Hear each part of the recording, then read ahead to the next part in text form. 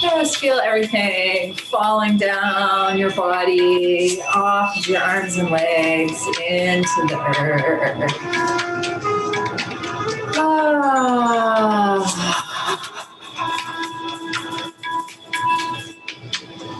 Oh, that looks good, Brienne.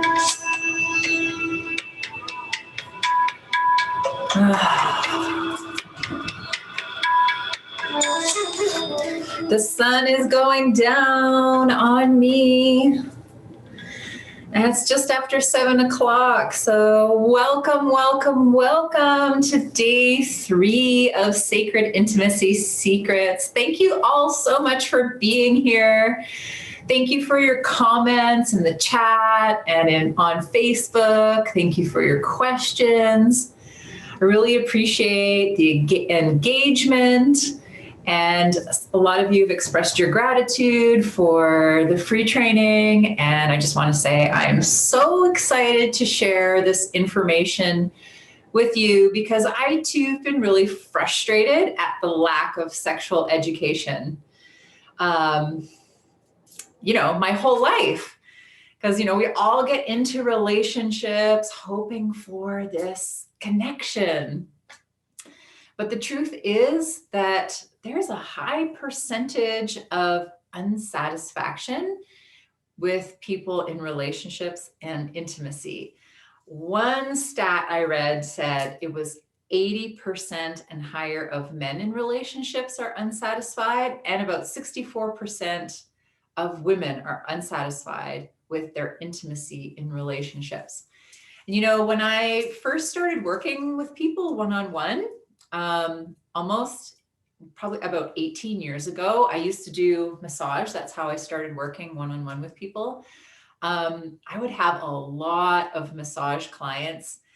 Mostly men would say this to me, but also some women. My heart would absolutely go out to them because they would be sharing with me how they were in sexless, touchless, kind of like lacking intimacy relationships and marriage. So I always used to wonder, why is that happening? What's going on with these people in these relationships? And over the years, my focus of healing slowly shifted over to sexuality, to intimacy, because I was having my own issues in those areas.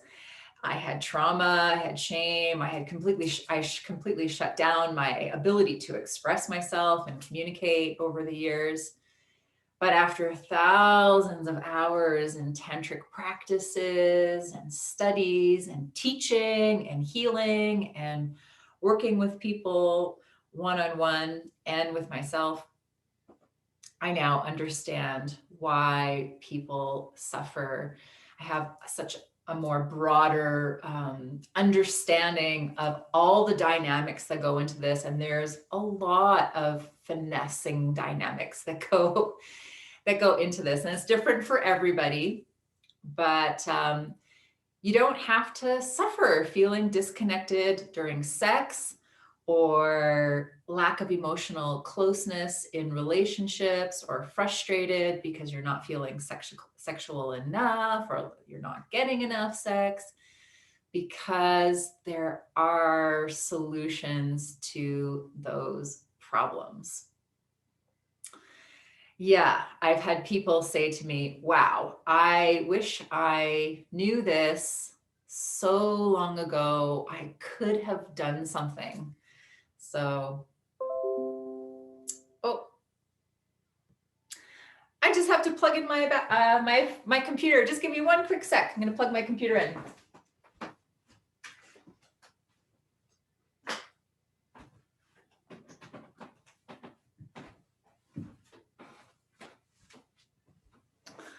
Okay. So I just wanted to share a little bit about one of my clients. Her name, we'll call her Lisa to keep her confidential. Lisa came to me. She was a mom of 3 kids under 5 years old.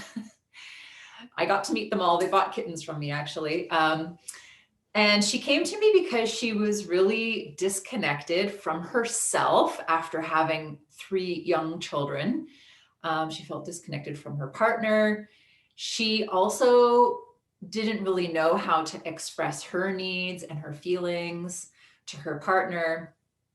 So I took her hand and took her step by step, month by month, through individual healing, one-on-one healing. And she was also in a program, a women's program that I ran, to reconnect to herself. And I was so ecstatic when she reported to me that she started to feel more sexy and she started to feel more feminine and more reconnected to herself, that she could express herself better in her relationship, and her sex got better in her relationship, intimacy got better in her relationship.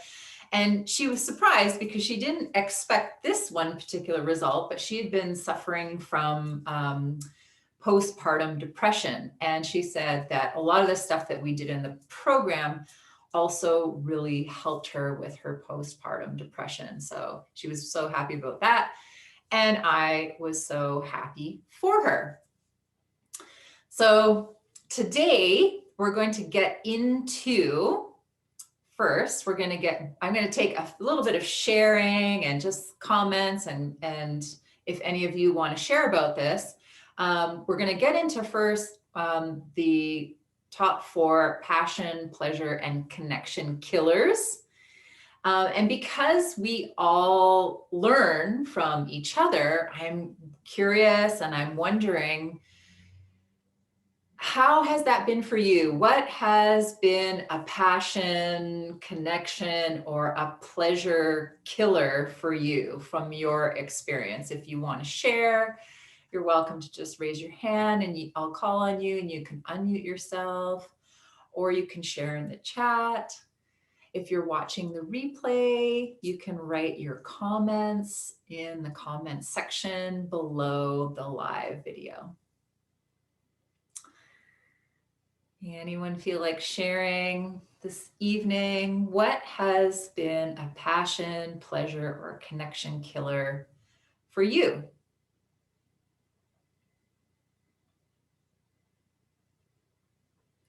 It's okay if you're feeling shy, or maybe you just need to think about it for a second. One thing that comes to me, I'll just share one thing. I don't know why I keep thinking about this one thing, but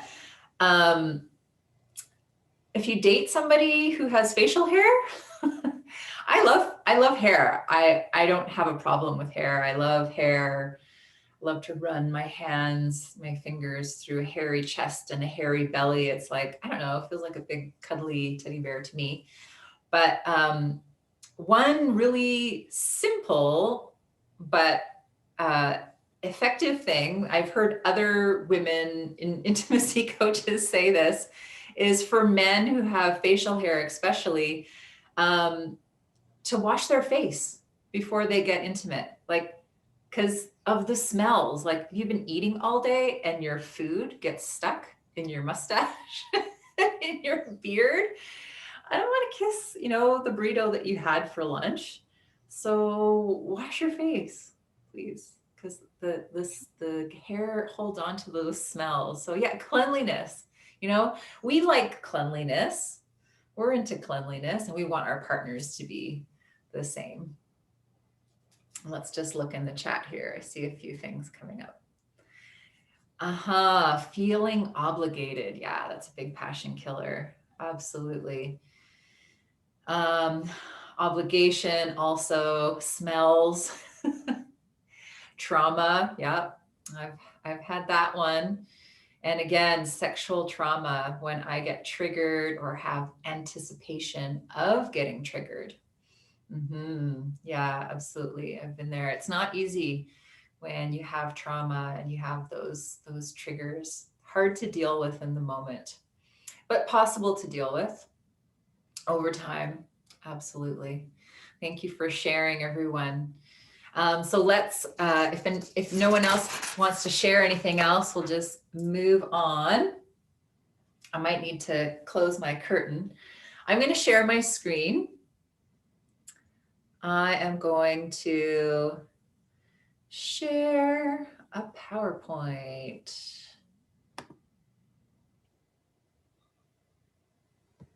Here we go.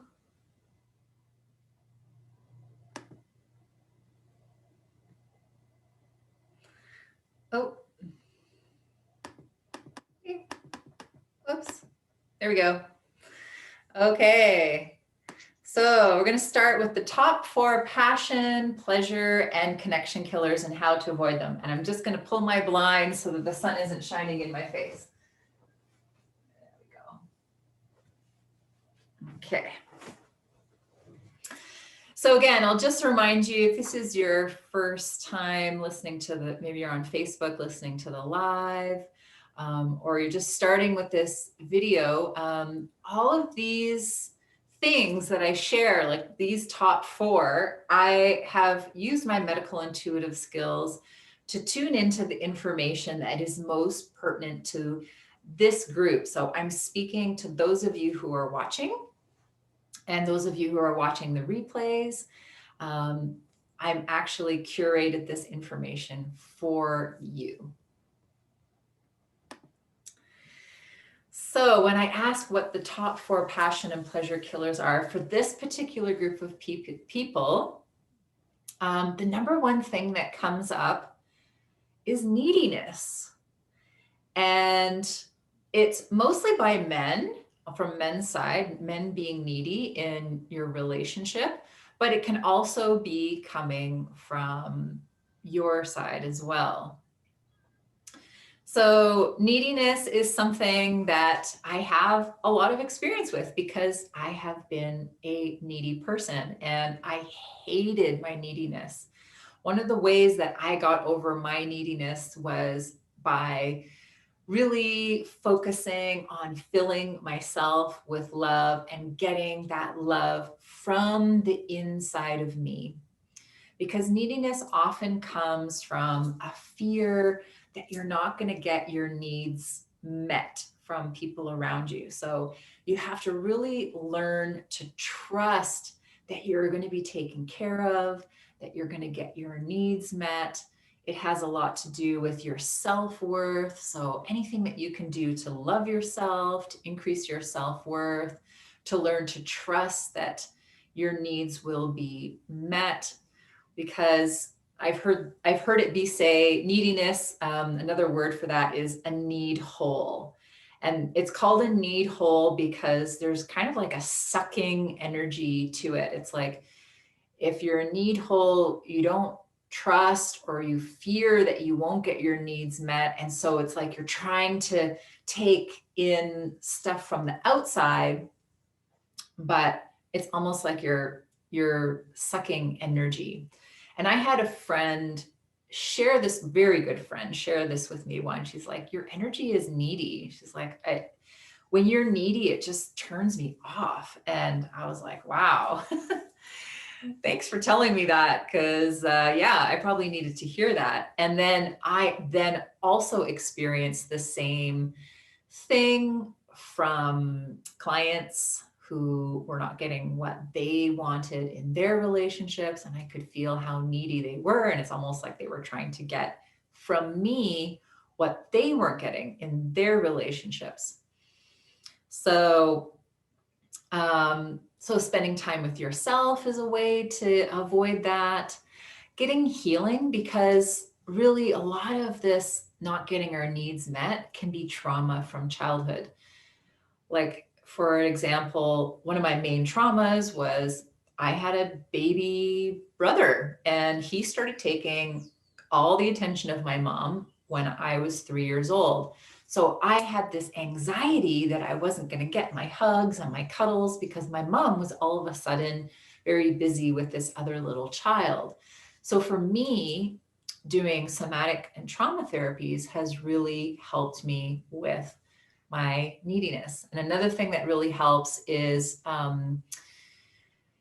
empowering yourself, building up your confidence, building up your self-worth, And this is something that can be learned through education. So if you're in a relationship right now with a partner who's feeling needy and you're turned off by that, know that there is education and healing for how they can fill themselves up themselves and also kind of approach you with a less needy vibe, a vibration that's going to be more enticing. But men and partners, whatever sex your partner is, can learn about how to do that. So number 2 I get is arguing, anger, and bitterness. So I've had a client recently who's also very angry because she wasn't getting the type of satisfaction she wanted in her relationship. And she was experiencing a lot of anger. And when I tuned into her, I got that one of the most important things for her to do would be to get to the roots of her anger. Quite often, the roots of anger have something to do with your boundaries getting crossed, or or your needs not getting met. Bitterness often comes from hurt and separation. So, getting help with the emotions that you're feeling, first of all, is one way to prevent that or to heal that. And also learning new ways of getting your needs met. And of course, arguing, we kind of talked a little bit about that. We talked about the negative feedback loop. So you can find yourself sometimes going around and around and around on the same argument in a relationship. So it's like you haven't been able to come to a solution or problem solve. And that's when it's really helpful to get outside help to solve the problem of that negative feedback loop. And you might also have to work a little bit on forgiveness. Um, in order to move forward, you really do have to deal with the emotion. Forgiveness might be a part of that equation.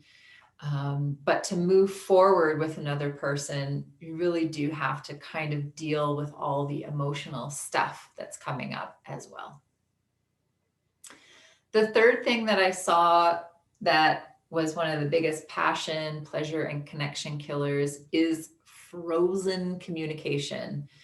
So this is where maybe you've already gone through the arguing and the anger and the bitterness, and you just can't communicate with anybody anymore, with each other anymore.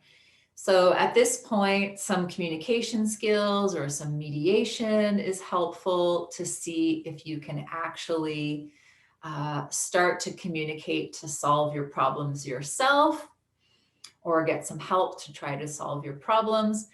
And then there are situations where things just go like beyond what you're able to solve in the relationship. And then you just have to kind of decide if the relationship is going to work or if it's not going to work. Sometimes you have to decide that it's not going to work and you have to break up.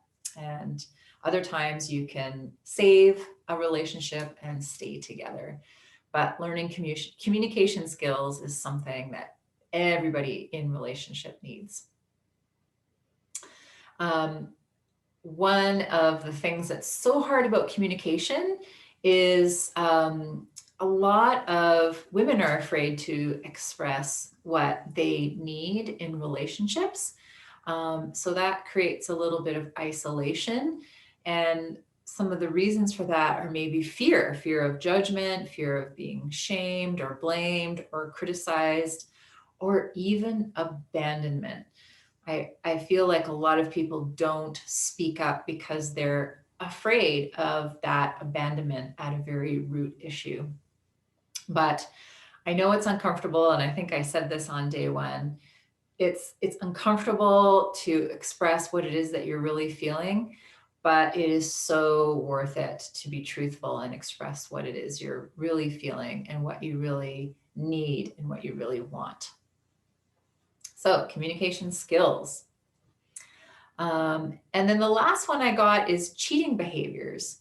So, cheating behaviors could sort of be, again, one of these last ditch efforts to, like, if you're not getting what you need in your relationship, then your energy starts drifting away. Maybe you're thinking about breaking up with your partner, but you haven't really done it, or you're thinking about cheating on your partner, but you know that you might not really do it. So there's all different spectrum of how much action people take on this, but this is what happens when it's like you need connection and you're not getting it in your primary relationship, so your energy starts going elsewhere. So you might be distancing yourself, you might be looking outside of the relationship or marriage, to coworkers or friends for some kind of connection, and really just wanting to break up, and then also feeling the fear of not being able to break up. So connecting with people outside the relationship as a bit of a solution. But of course, this is a situation we don't ideally want to get into. We want to try to deal with these issues. That's why it's so important to get help in relationships. We all need support. I think of all the things that I ever ask my higher self about, because I get all this really wise information all the time, from my intuition, from my higher self. I think most of the questions I've asked over my life are relationship questions. It's definitely an area that we all need help with, and to not be ashamed if you need to get help with those things. So, any questions before we go on, or any comments about any of those things?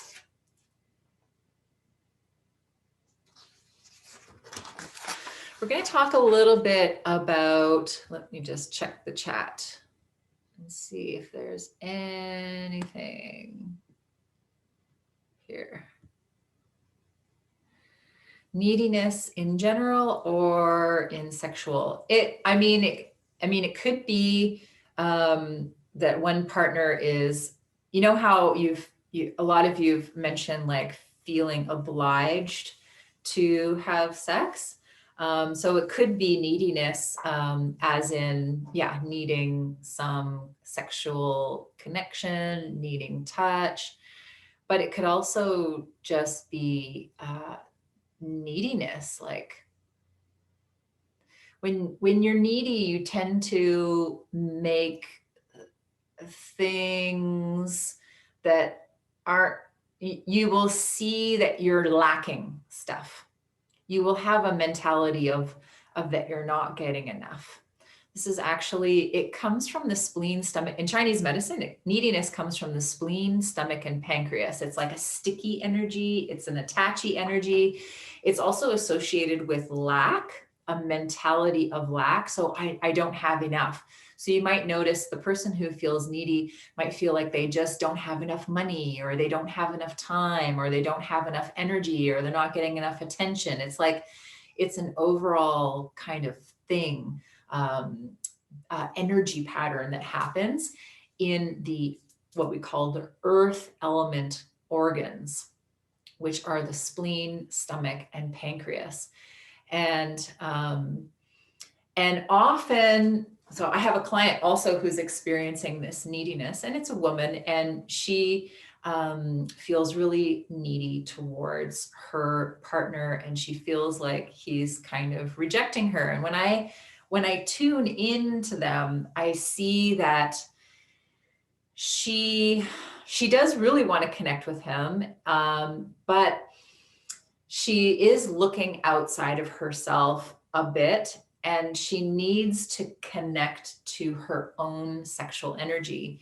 So she's also in a program, a Tao Tantra program right now, to really connect to her sexual energy, to feel that she is abundant, that she's not lacking in it, that it actually does exist inside of her. So neediness, it doesn't necessarily mean that you don't have the things you need. You might have all the things you need, but because of your lens or because of your traumas, you just think you don't have the things that you need. So you have to reconnect to your own sexual energy and recenter yourself in yourself to be able to give those things to yourself, to be able to see that you do have it, and then coming from a different place, because I could see that ping ponging and that dynamic between them, how she's like, oh, it's like sticky and attachy. And for him, he's just like, oh, it's like he's not having it and he's pushing her away because of it. So she's doing a job right now to really connect to herself and connect to that energy. So does that kind of answer your question? Could be sexual, could be love, could be many things. Yeah. Yeah, interesting topic. And you know what? There's a lot of shame around feeling needy. But what's been helpful for me is just to, when you realize that it's important, like that we all have needs, like you can feel so shameful for needing something. But the more I'm able to have compassion for that part of myself, like, yeah, of course I have needs. Like I woke up this morning feeling like I want cuddles and I want hugs. And so I was there holding myself, giving it to myself because there's nobody in my bed right now. Um, yeah, just going to read here. Thank you. Okay, glad I could answer that for you. Can I can I um can I speak to that? Sure. Yeah, about neediness. Yeah. Because I'm feeling. Am I on like? Can people on Facebook hear me? Am I live on Facebook? They can, yeah, unless I change Okay, no, you. I I was just wondering if only you were speaking on Facebook or if Well, everyone. no, yeah, your faces don't show up, but if you unmute yourself, then you will be heard and possibly seen. Um, Just so you know. okay, I'm okay with that. So yeah, I almost feel like that's why I'm I've been single for so long. In one way, like thinking about the neediness part is I think I feel like maybe I don't it's like I don't want to put that I don't want to inflict that on on someone in a relationship again.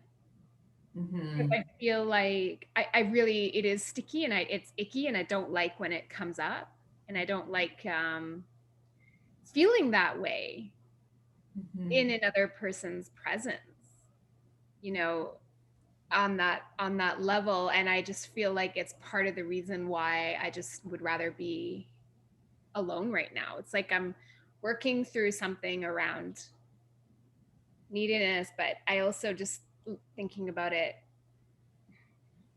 maybe that's yeah, I don't know if I don't know if I trust my neediness, I guess. Yeah, I totally understand what you're talking about. Yeah, maybe Yeah. that shame aspect that you Yeah. spoke to about it. Yeah, there's a big shame aspect around it. And I hear what you're saying, because in the past, when I felt like when the shame was more intense for me and that needy feeling would come up, I'm like, oh God, I can't ask for it because I'm not supposed to, because that's what happened when I was 3. That was part of my trauma. It's like, I'm not supposed to ask my mom for hugs and cuddles because she will just shoo me away because she's with my baby brother. But what I've learned is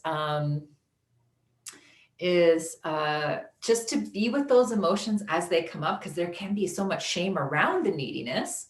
And then just to have compassion for yourself and know that it's okay to have needs. Everyone has needs. So that has helped me. And then to just tell people what my needs are. Yeah. Because I think it's when when so much of the shame and the fear and so many other negative things are around it, that it has a super extra sticky quality about it. But when you can start to feel more compassionate about the fact that, like, so this morning, when just as an example, now I can reach out. So I reached out to my ex-partner, who I'm good friends with now, and I just said, and I did this last week too. And I was like, are you coming into town anytime soon? If you come into town, let me know, because I would really love a hug, Mhm. and just get used to just saying what your needs are. I was even thinking, who else could I call? Who might want to cuddle with me right right about now? I was thinking of different girlfriends that I could call and just say, hey, I kind of need like some cuddles or a hug. Would you be into that? Mhm. Yeah. Yeah, that Like, is almost a whole other Pandora's box, though, around communication and boundaries, because mhm, inviting people for cuddles sometimes, turns into more. Or it yeah. can often, or it has with me. hmm Yeah, absolutely. It can, unless you create like, that you just want nurturing. Like, I'm craving nurturing. I don't know about you, if you're craving the sexual or just nurturing or the healing contact. So it depends what flavor of quality and contact you're craving. You can create boundaries around that. But of course, then you have to also trust yourself that you'll be able to just take some cuddles and trust that it's not going to go anywhere else. Mhm. Yeah. If Yeah. you're okay with that. I mean, the thing is, like, I have cuddled as well with my ex, and it did turn into something. And I just, inside of me, I just had to be okay with the consequences. Like, how did I feel the next day? Was I okay with it? Yeah, I was actually fine with it. I was okay with it. And it didn't create any undue enmeshment or entangling of our emotional connection. I was able to just be like, okay, that's just a one off, Yeah. and I'm okay with that. So depends how you deal with the consequences too, how you respond to those consequences.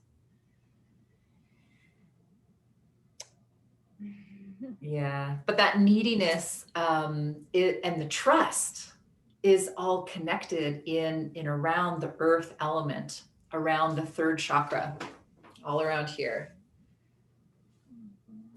Yeah. So interesting connections there. Mhm. Thank you for sharing. Is that all? Yes, thank you. Thank you.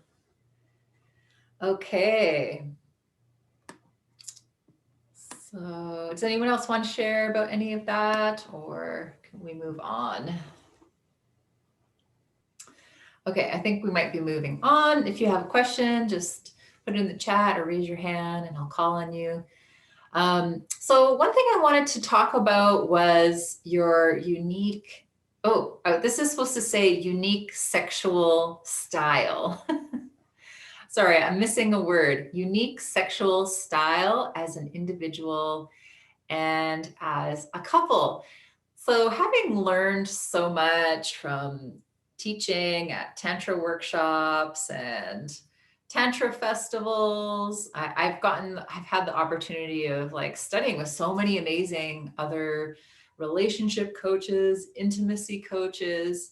And something that really rocked my world was, let me find my cursor here, the erotic blueprints. Okay, so anyone heard of erotic blueprints out there? Erotic blueprints. This is amazing. Okay, so maybe you've heard of the love languages. Love languages are pretty popular, and a lot of people know about those. So, love languages are like, is like the way that you receive love. So, for example, my number one love language is touch. So, I know that you love me if you touch me physically or if you want to spend quality time with me. I also enjoy acts of service and positive affirmation. That's like words of affirmation, like appreciation and hey, you look beautiful today, or some words of affirmation. What's the other one? Touch, quality time, words of affirmation, acts of service, and gifts. For some people, receiving gifts is how their love language. So this is kind of like love languages, but it's like your sexual style, and it's called erotic blueprints. So the erotic blueprint, I'll share what they all are. So, the erotic blueprint number one is energetic. So, energetic people are really aroused by space, anticipation, and tease. So, you could be just like in a room with someone and just like looking at them from across the room and like walking kind of near them and just feeling their energy. And, it's like there can be so much energy between you and someone. And energetic people are obviously very sensitive. And when it comes to intimacy, they often need a lot of time to get turned on. So, again, they like anticipation. So, somebody just goes to kiss you and then they just stop and they hover over your lips and they kind of tease you and they don't quite kiss you. Like, I'm very energetic and I love that. Too much, too fast tends to turn off an energetic style of person. So they need a lot of foreplay. They need to experiment with different toys, massage oils, and other props. And I think energetic people are also really drawn to Tantra because of that sexual energy. They are really tuned into it, they really feel it in their body, they can feel it in the other person. So you might have an idea if you're energetic just from that description. And then the next blueprint is sensual. So, sensual people are really aroused by sensation. They love to be touched. They love sounds. They love the sound of their partner moaning. They love the taste of all the body fluids or just delicious things in general. They love this, they love all kinds of different smells. So they might really be into essential oils, and beauty and comfort and whole body sensuality is going to be really important to sensual people. One of their biggest turnoffs is being stuck in their head because they're not in their body, or living in tension and stress. So, one of their needs is to be relaxed and in their body and open. And they're so sensual that the environment really is important to them. So, the temperature has to be right, the lighting has to be right. Like, often, a nice soft orange light is like a candlelight, is what we look really romantic and sexy in. maybe some really good music playing, and some nice smells as opposed to some awful smells. Like I've heard that, sensual people, they won't be able to have sex in their room if there's laundry lying all on the floor around the bed. Like it'll have to be cleaned up, for them to, like, otherwise they're looking at the laundry and they're like, oh my God, I can't handle all the dirty socks, so everything kind of has to be perfect in their environment. Does anyone resonate with that one a little bit? I am very sensual. Does anyone resonate with energetic? You can put it in the chat as well. Okay, and then of course there's the sexual style. The sexual style is aroused by anything sexual. By the simple act of intercourse or playing with breasts and penises and vaginas and anything that has to do with sexual organs. They just love all of that. The sex is fun and they can use sex to relax. And they're pretty much ready to get down to business whenever there's time or a willing partner. However, they can be somewhat goal oriented, like focused on orgasm. And if you're with someone who's strictly sexual, it might be hard for them to understand all the sensual stuff and all the energetic stuff. They're like, what? What is all that fluff? Let's just get to business. So, yeah, I've been working with a couple who is having this exact problem right now. One of them is very energetic and wants teasing and playfulness. And the other one is just like, I just want to be sexual. So they have to learn each other's styles. You have to, if you're a sensual and your partner is a sexual, then you're both going to have to learn a little bit about the other person's style so that you can please them, because what would please you doesn't necessarily please them. That's why we talked about that yesterday, is about getting to know your partner, so know what they like, and treating them, according to what it is that they like too. Anybody sexual here? You can have all of these. That's called the shapeshifter. So you can be a little bit of all of them. So if you're noticing, oh yeah, I'm that, I'm that, I'm that, and I'm that, then chances are you're a shapeshifter. So number 4 is kinky. And this type of person is aroused by the taboo. This is exciting for them. But oftentimes they have deep shame about their taboo desires. So they need a supportive partner who really listens to their needs, or they can become distant or develop self-esteem issues about their taboos. So you can imagine how uncomfortable that would be if you liked something really bizarre and your partner was like, that's so weird, I don't want to do that with you. Well, you can't help it. That's just your sexual style. That's just what turns you on.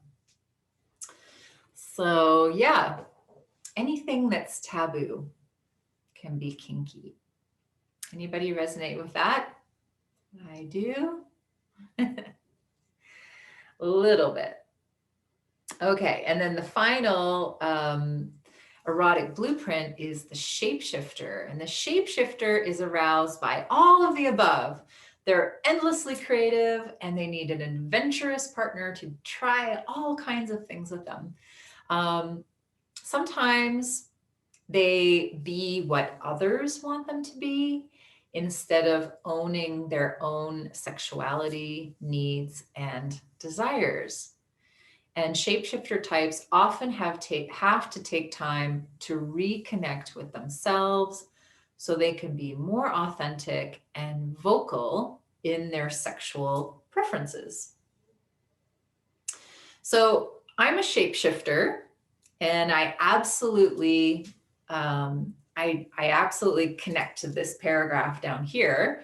I had a partner who was really into breasts, and he loved my breasts and he wanted to play with my breasts all the time. And I was constantly dangling my breasts in his mouth. And to be honest, like I got so much pleasure from him playing with my breasts. Oh my God, I had experiences like, wow, like total breast orgasms, just feeling so amazing.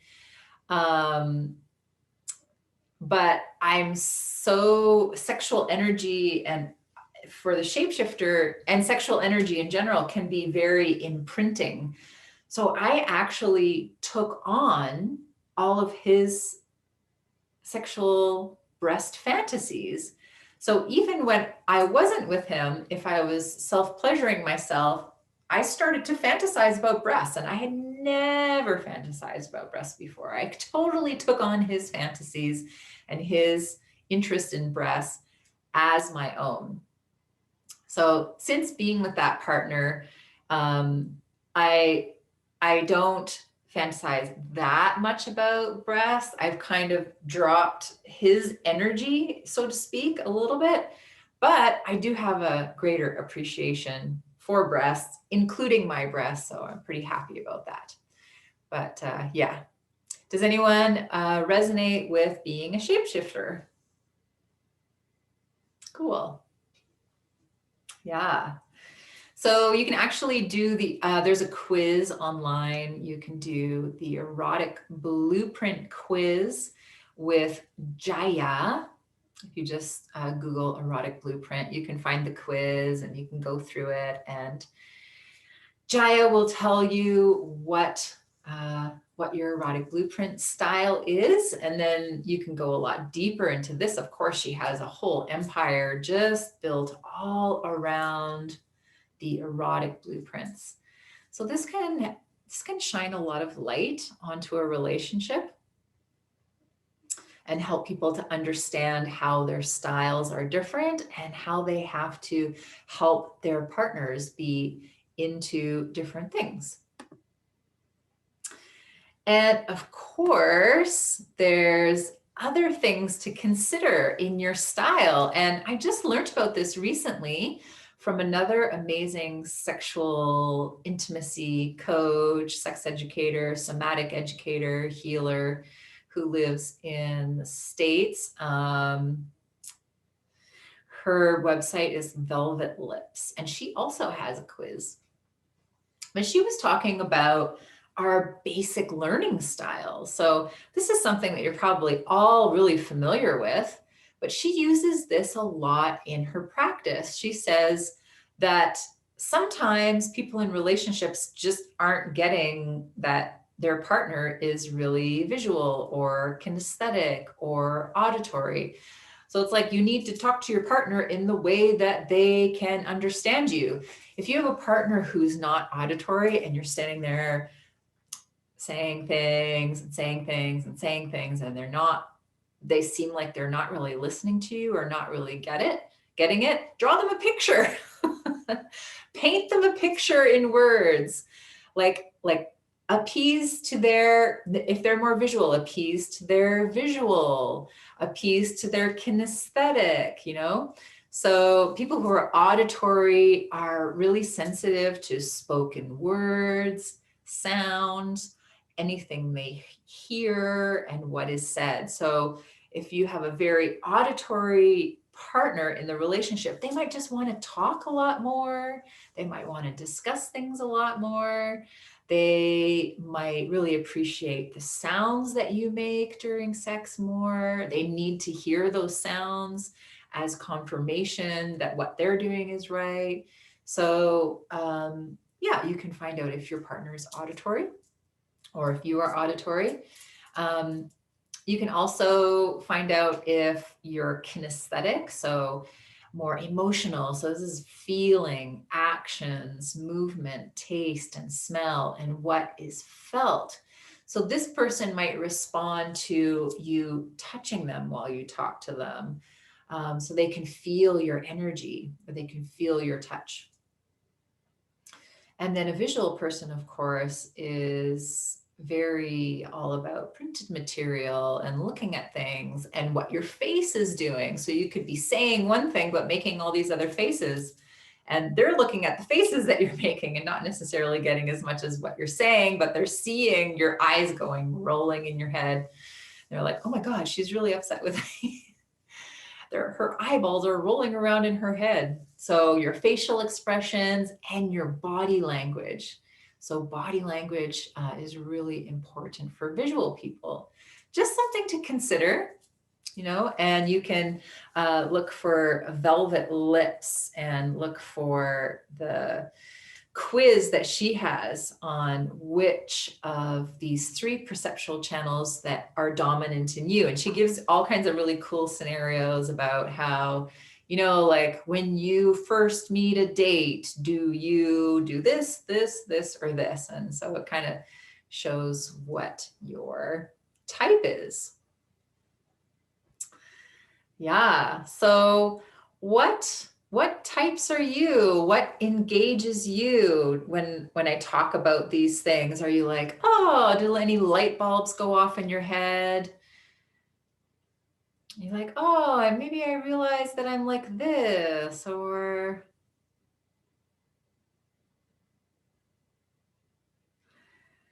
I know when I was young, my mom always used to tell me, Stephanie, you don't listen to instructions very well. So I think I'm more kinesthetic and visual than auditory. At least that's what my mom always used to tell me. I'm just going to look in the chat. Yeah. Someone said, do you mind if I share who you are, what your name is? Okay. Brienne says, I think I'm more kinesthetic and auditory. Yeah. Yeah, my last boyfriend was like, oh my God, I love the sounds you make. They turn me on so much. He loved the sounds. I think we can be all of them too. You can be strong in all of them. Okay. So I just have 2 more slides to share. So this is kind of like wrapping up a lot of what we've talked about over the past 3 days and also giving a little bit of new information. But I hope that one thing that people walk away from here is just knowing that intimacy is more than sex. There is so much to intimacy. It's about how emotionally open and vulnerable you are, how much you can take off the mask, be yourself, be vulnerable, be real and authentic and present with someone. And how much you communicate. So much about intimacy is about communication and how you communicate with each other. And then we've got all the sex, which is actual sexual activity in the middle. So I just made this little diagram last night where I have like, okay, so here's your relationship. If you're only living on the outside of the relationship and you don't have the intimacy and you don't have the sex, then I called that roommates. I thought that was kind of funny. Like you're living together, you live together, but you don't have kind of like real intimacy and real conversation and real communication with each other or sex. So you're like roommates, basically. You might be married, but you're roommates. Maybe you love each other, but you're like roommates. So there's so much to intimacy, as we've talked about. And I just want to share this. This is from David Shade. He's a intimacy and relationship expert in the United States. And this kind of struck me a little bit. It's very, very simple.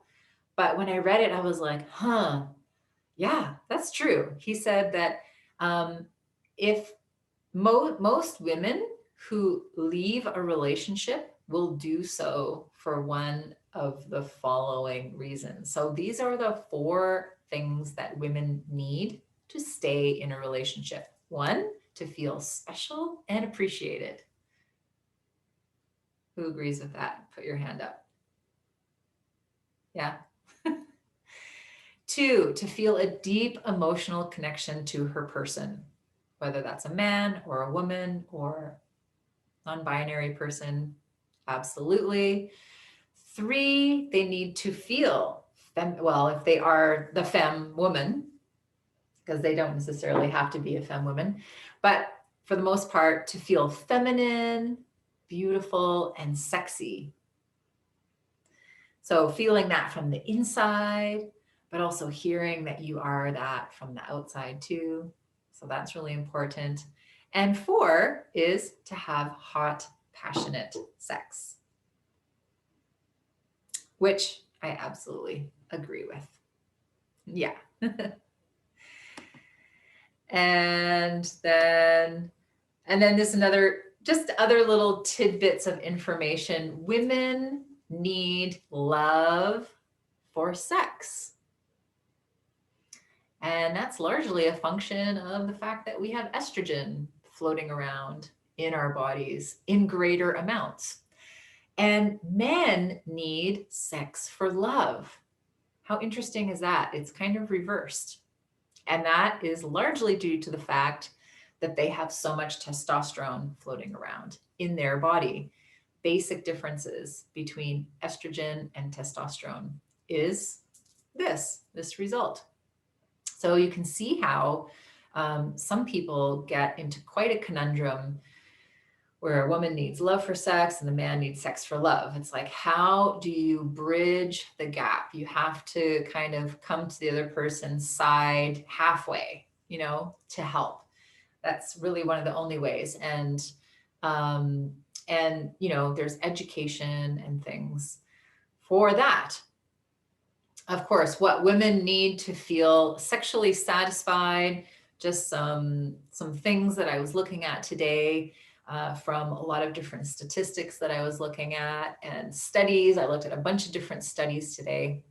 So it seemed that what most women need to feel sexually satisfied is more time being aroused.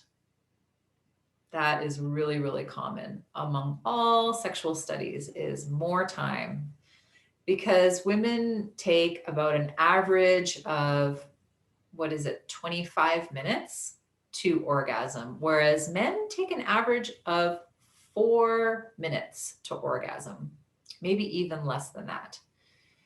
So women naturally are in Chinese medicine and Tao Tantra, we say women are like water and men are like fire. So think about a pot of boiling water.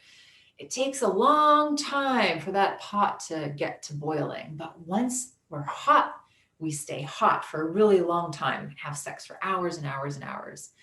So in the Taoist view, men are so quick to ignite and quick to explode. They're quick to ejaculate. So men have to learn tantric techniques to learn to control their sexual energy so they can last longer. They have to learn skills on arousing their partner.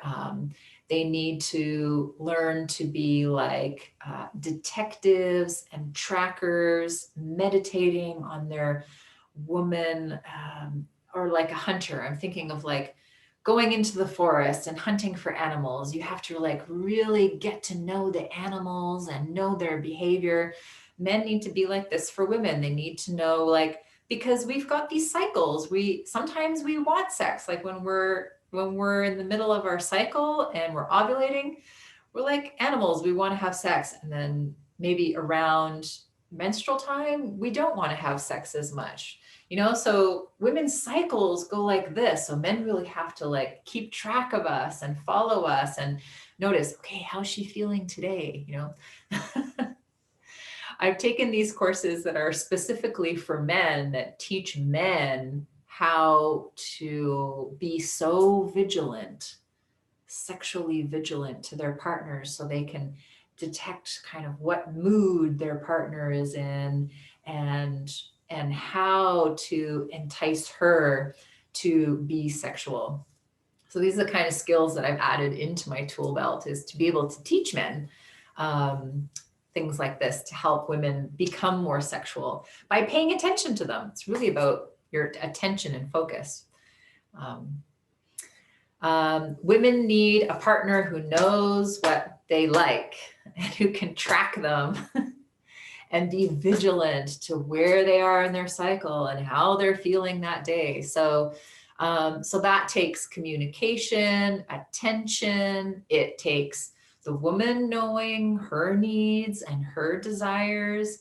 Yeah, and yeah, just general education on the topic. And then women also need the emotional intimacy. So again, communication skills and education about what makes good emotional intimacy. We all need education about that. One thing that I've learned in my holistic health practice is that, average emotional intelligence is pretty low. Like, we need to learn more about emotional well-being in our society in general. So most people need education about emotions. And then, of course, women need and men need more time and energy together and independently that is devoted to sexual health and education. These are some of the major points that I kept seeing over and over again in the studies. Whoops, that I was doing. So yeah, any more questions or comments from any of that info? Or are these things important to you?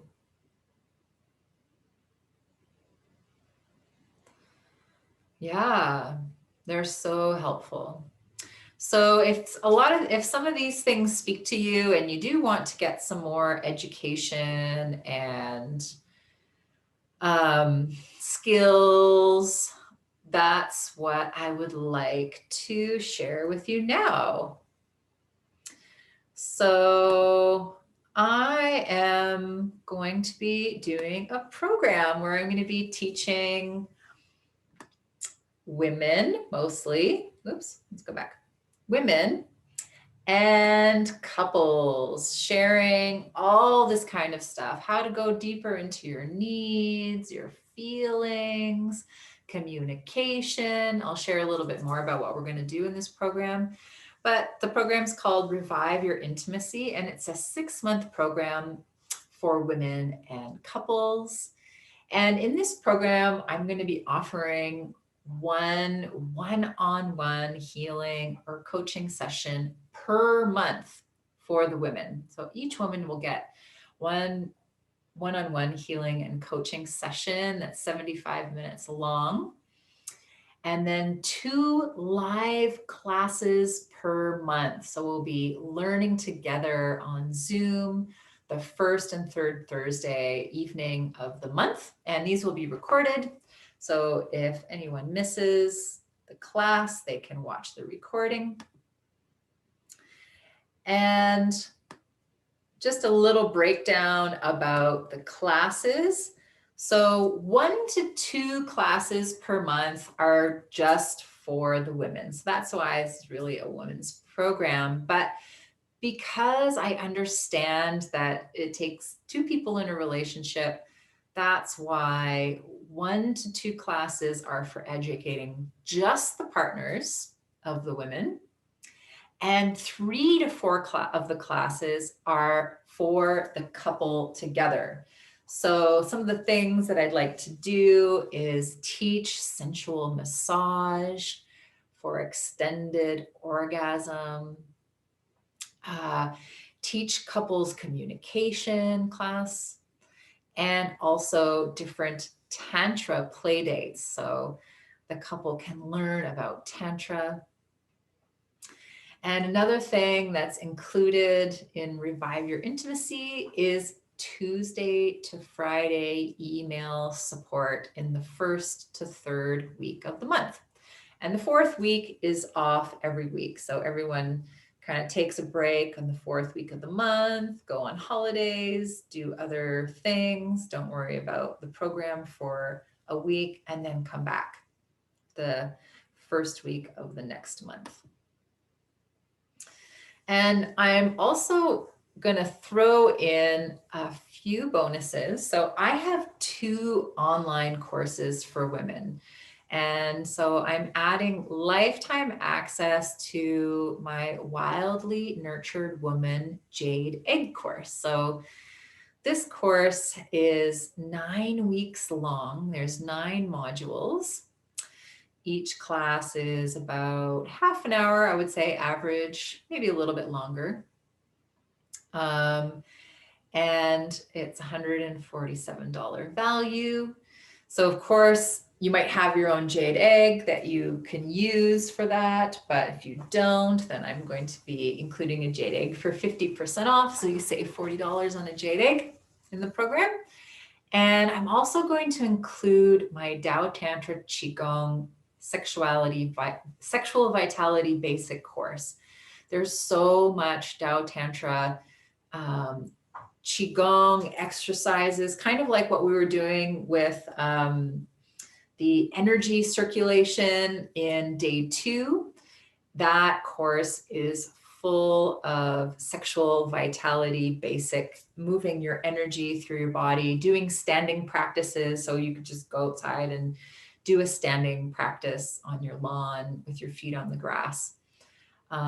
There's 12 weeks or 12 modules of that. And it's, I usually charge $495 for that. So that's included in the program. And the price for the monthly price for the program is $395. And then if you add that up, it's $2,370 total value. But if you want to join the program and you want to pay just one price, then I'm reducing it to $2,250. So I have 16 spots. When I tune into my higher self, I get, 17 spots. Don't do more than 17 spots. That's going to be enough. It's going to be enough for you to handle. So I've got 17 spots in this course starting on Thursday, May 6th. So it's coming up soon. So if you're thinking about this, that this might be a good thing for you, or if you're wondering if it's a good thing for you, or if you just want to have a free session with me to talk a little bit more about your challenges that you're having with your intimacy or in your relationships, I am creating 17 spots for a free 30-minute sacred intimacy discovery session between now and May 5th. So we can discuss what's going on with you. You can get a little medical intuitive assessment from me, and I'll tune in and see what's going on for you and kind of create a little mini plan for you on how to move forward in your healing. And that's totally free. So you can get that information and just go on with your life and take that info. But then we can also see if we're a fit to work together. We can talk about whether the course might be a right thing for you coming up this May. So I am going to, I want to put a link in the chat for that. I was going to have this link ready to go. How do I do this? I will, okay, I'm gonna have to stop this share for one moment so I can put a link for the Sacred Intimacy Discovery Session in the chat. So I'm just gonna stop the share and go back to this view. And I'll just be 1 second. I'm gonna get my link for you.